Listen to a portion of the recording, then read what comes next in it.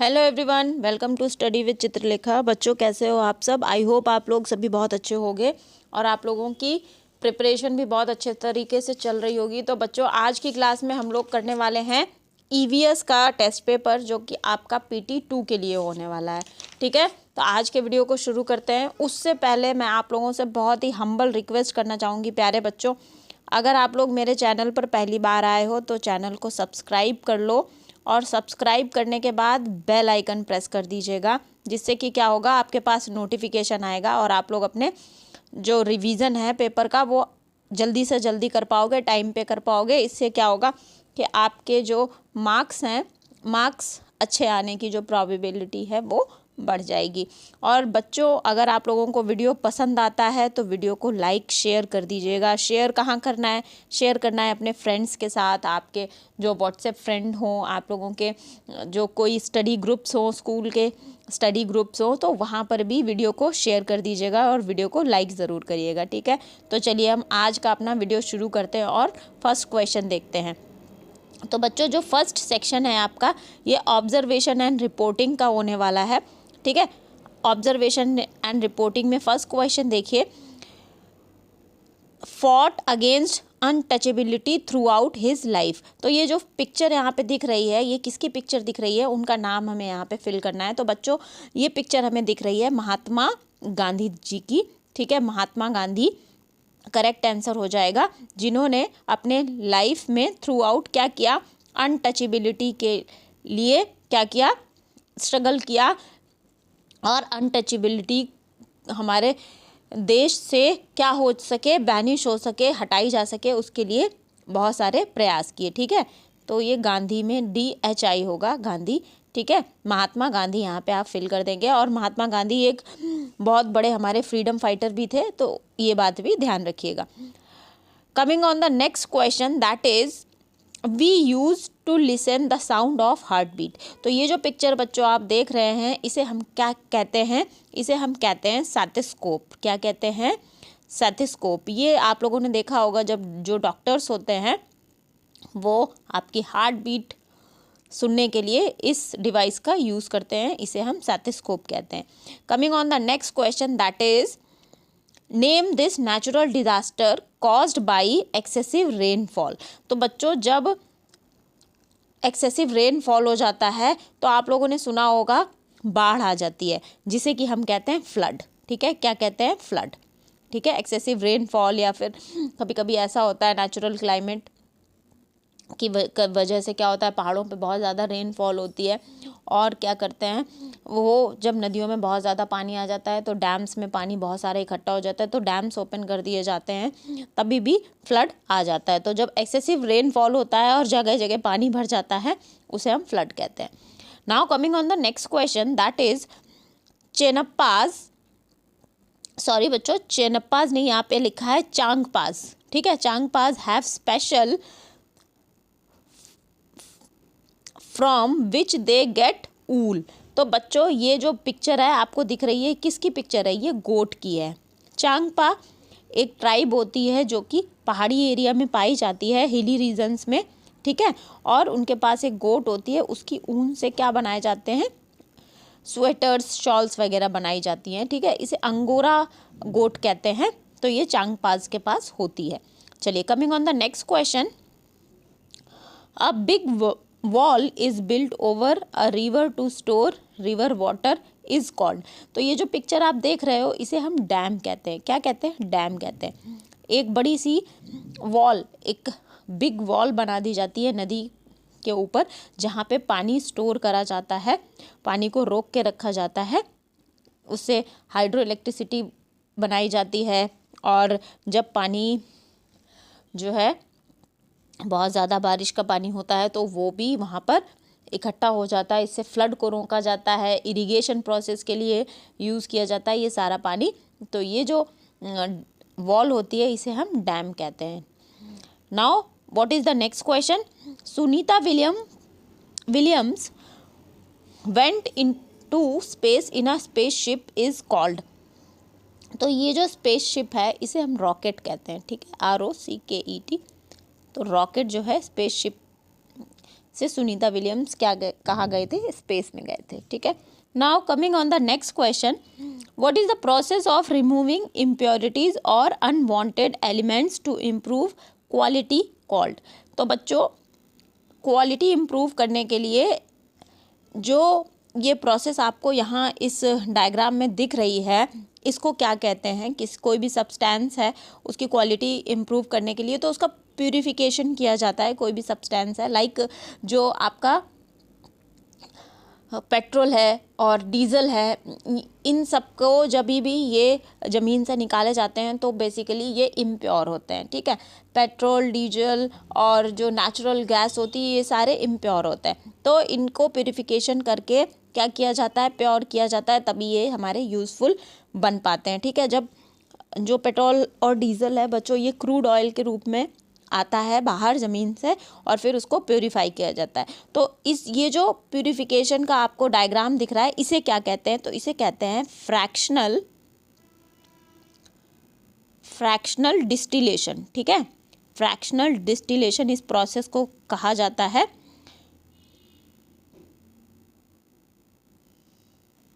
और ये जो प्रोसेस है कैसे की जाती है, मैं आपको यहाँ पे एक डायग्राम बना के समझाती हूँ।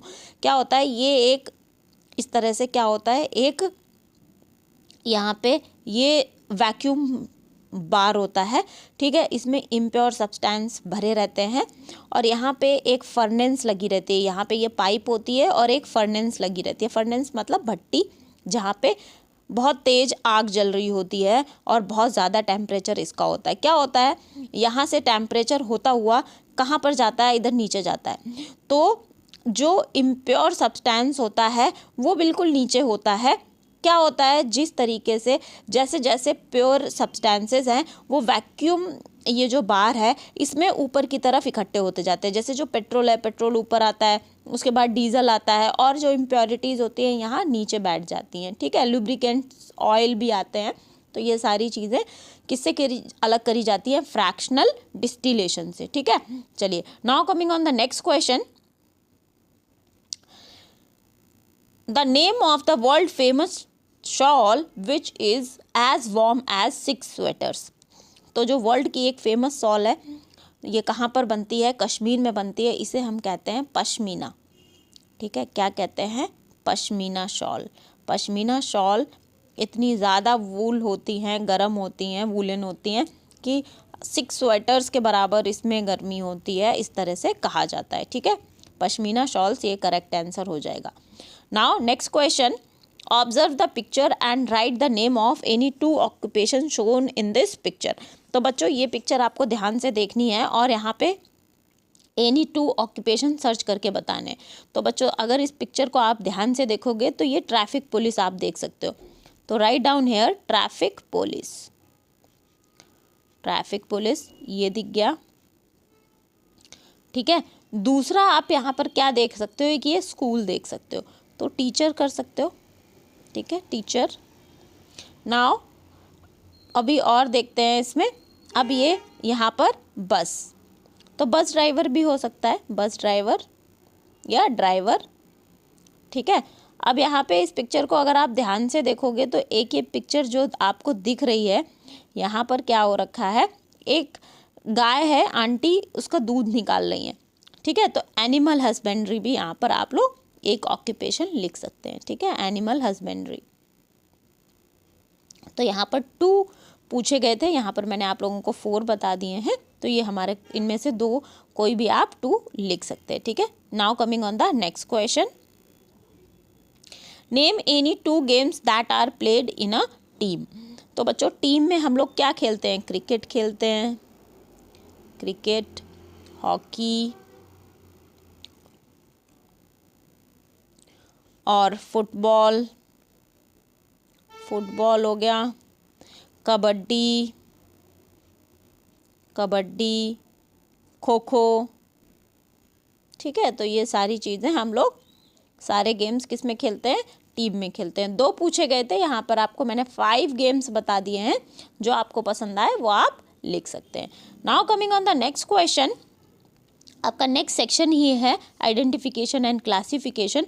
Classify the following activities as per heading. तो बच्चों यहाँ पे एक हमारे पास दो कॉलम है, need air, do not need air, ठीक है। तो नीड एयर वाली जो एक्टिविटीज़ हैं वो हमें इधर डालनी है, और जो डू नॉट नीड एयर वाली एक्टिविटीज़ हैं वो इस तरफ डालनी है, ठीक है।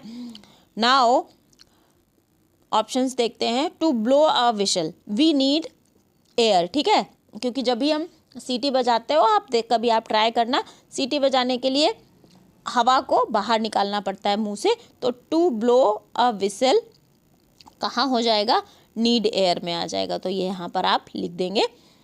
ईटिंग के लिए एयर की ऐसी कोई आवश्यकता नहीं होती है, तो eating do not need air में आ जाएगा।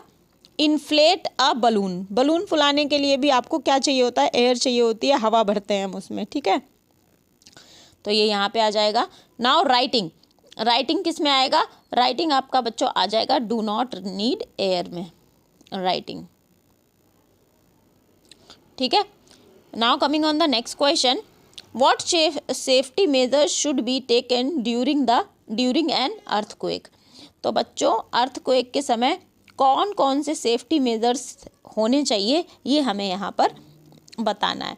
तो बच्चों जब भी अर्थक्वेक आए तो किस तरीके के हमें एक्टिविटीज़ करनी चाहिए, क्या करना चाहिए, तो आप यहाँ पर लिखिए। तो फर्स्ट, ड्रॉप योर हैंड्स, हाथ नीचे करिए, and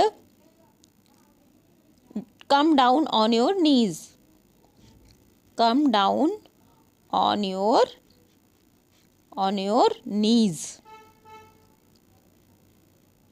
knees, cover your head with your arms,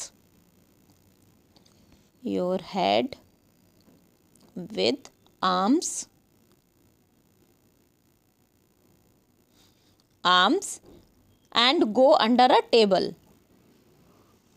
or any safe place, ठीक है। तो ये तो एक बात हो गई। Now what is the next activity should be done, that is if you are in a building then come outside। तो यहाँ पे लिखिए, if you are in a building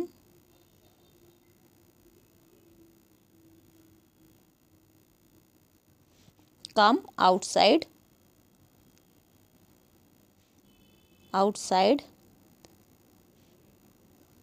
in an open place, ठीक है। तो ये वाले सेफ्टी मेजर्स हमें ध्यान रखने चाहिए जब भी कोई भी अर्थक्वेक आए। Now next question, what would happen if we continued to cut down trees at the current rate. अगर हम बहुत ज़्यादा काट देंगे पेड़ तो क्या होने वाला है। तो बच्चों अगर जो पेड़ हैं ये कटते रहेंगे तो सबसे पहले आप आंसर स्टार्ट करोगे।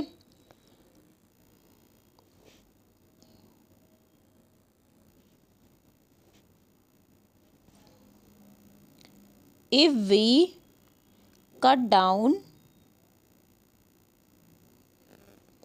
trees at the current rate dash, number 1 oxygen crisis. भाई ऑक्सीजन की बड़ी सारी क्राइसिस हो जाएंगी कि ऑक्सीजन अगर पेड़ नहीं रहेंगे तो हमें ऑक्सीजन कहाँ से मिलेगा। Second reason could be green house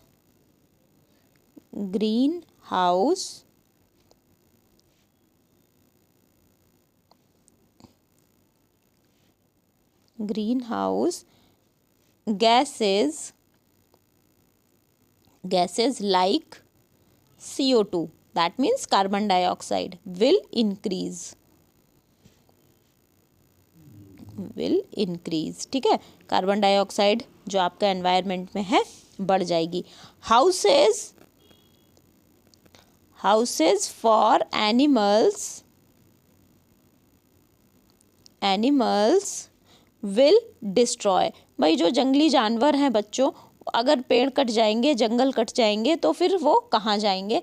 तो इसलिए ये सारी बातें हो सकती हैं अगर पेड़ों को बहुत ज़्यादा काटा गया। ठीक है, now coming on the next question, right if following incidents will take place in space और on the earth in a table below.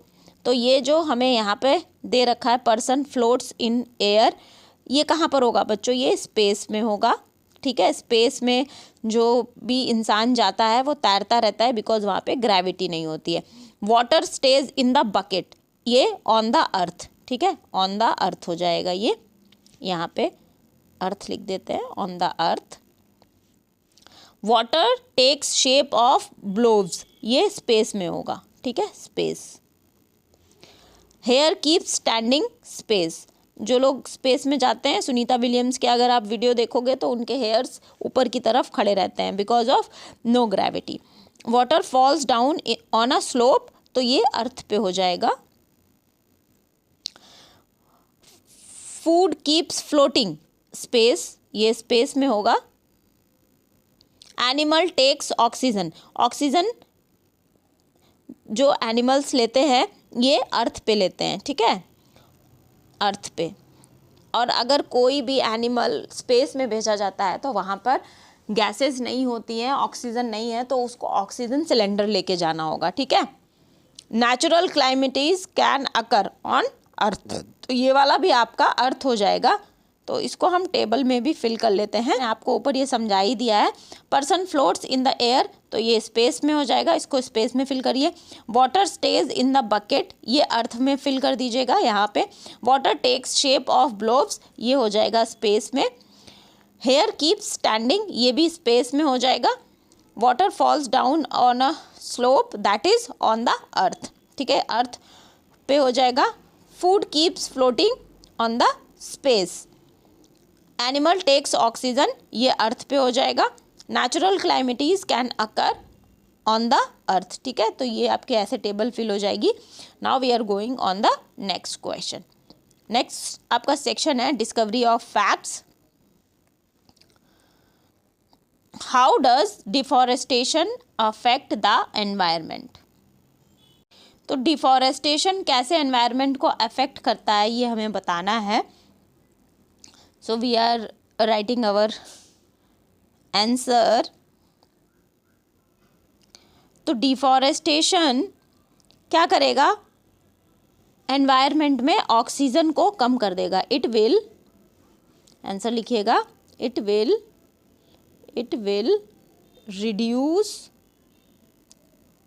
Reduce oxygen level.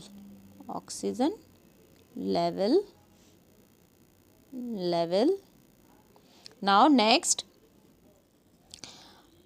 house of animals will be destroyed. House of animals will be destroyed.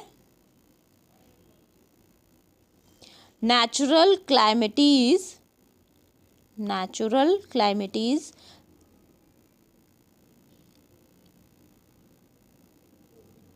like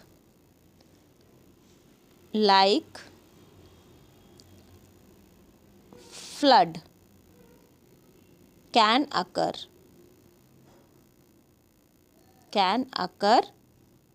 frequently। ठीक है, तो ये सारी जो natural क्लाइमेटीज़ हैं ये भी हो सकती हैं फ्रीक्वेंटली। इसको मैं लिख देती हूँ फ्रीक्वेंटली। ठीक है, तो डिफॉरेस्टेशन से ये इफेक्ट एनवायरनमेंट पर पड़ सकता है। Now next question,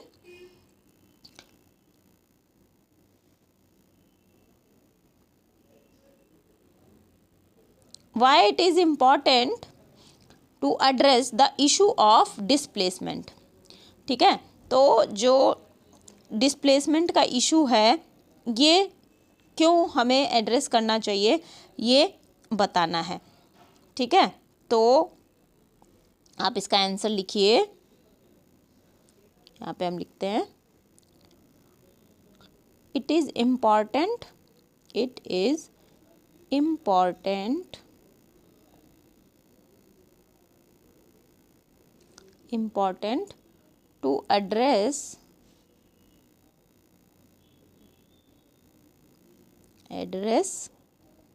displacement issues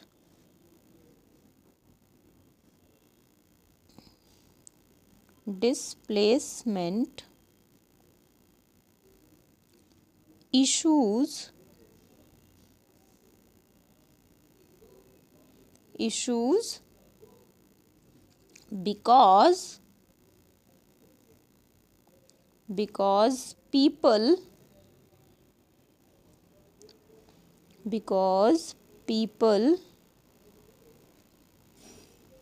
lose homes, jobs, and familiar community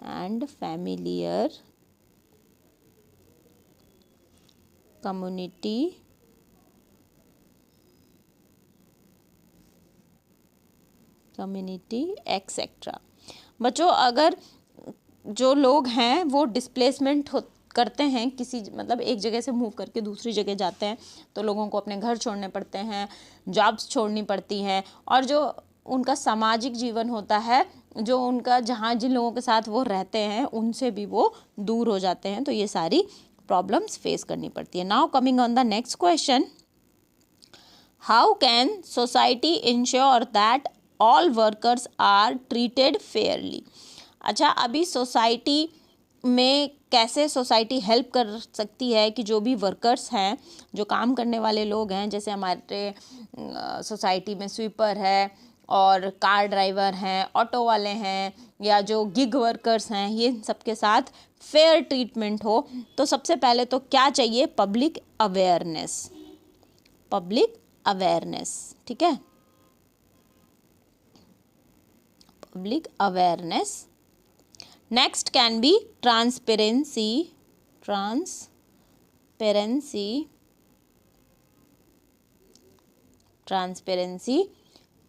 next can be strong labour law.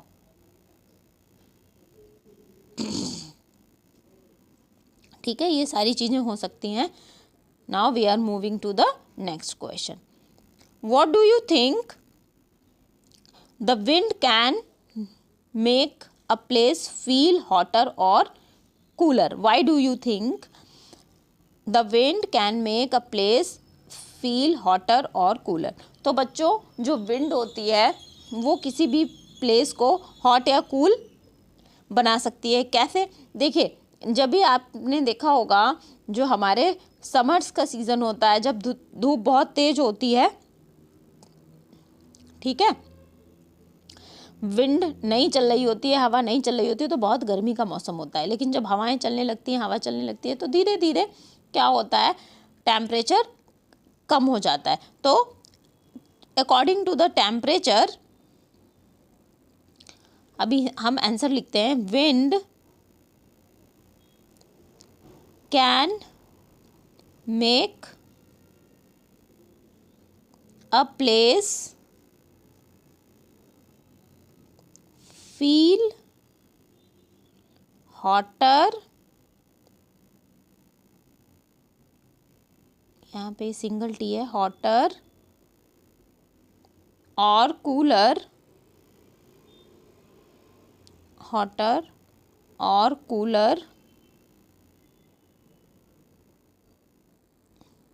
Cooler या फिर कोल्डर लिख देते हैं यहाँ पे, कोल्डर, क्योंकि हमारे क्वेश्चन में कोल्डर लिखा हुआ है। Colder because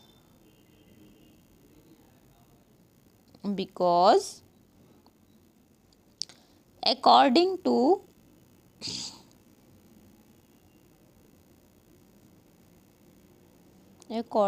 the temperature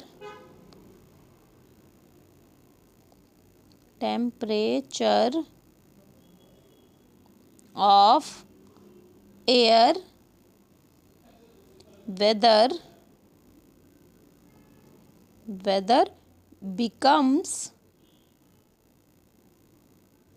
becomes hot or cold। ठीक है, हॉट और कोल्ड। तो अकॉर्डिंग टू द टेम्परेचर क्या हो जाता है, एयर वेदर को क्या बना सकती है, हॉट बना सकती है एंड कूल बना सकती है। Now coming on the next question, which state Gaurav Jani passed while travelling from Mumbai to Jammu and Kashmir.